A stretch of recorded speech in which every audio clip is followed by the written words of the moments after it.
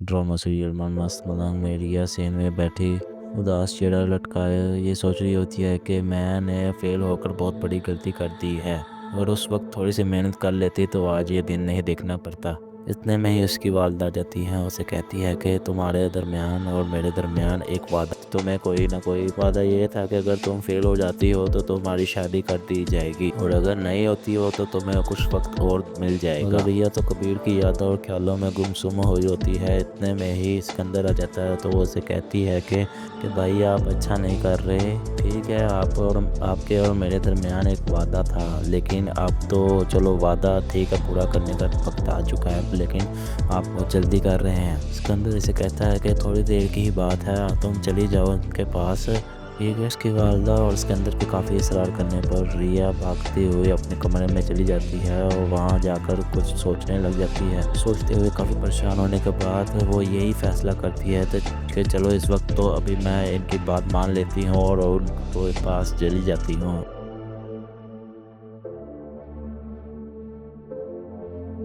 रिया मेहमानों को चाय पेश करने के बाद अपने वापस कमरे में चली जाती है। मेहमान रिया को देखकर काफ़ी खुश होते हैं और इसे कबूल कर लेते हैं। जब इस बात का रिया को पता लगता है कि वाकई में ही वो मुझे कबूल कर चुके हैं तो काफ़ी गमगीन हो जाती है। इतने में ही वो अपने दोस्त को बुला लेती है कि मुझे कोई आइडिया दो, मुझे कुछ बताओ कि मैं इन हालात में अपने अपने आप को इस कैसे निकालूं।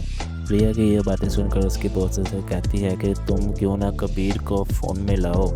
मगर वो कहती है कि तुम्हें पता तो है हमारी कोई ना मगर वो कहती है कि तुम्हें पता तो है तुम्हारी ख़ानदानी दुश्मनी चल रही है। उसकी दोस्त उसे कहती है कि ये ख़ानदानी दुश्मनी तो सिर्फ एक तरफ है, तुम सिर्फ एज अ बॉडीगार्ड उसे इस्तेमाल कर सकती हो।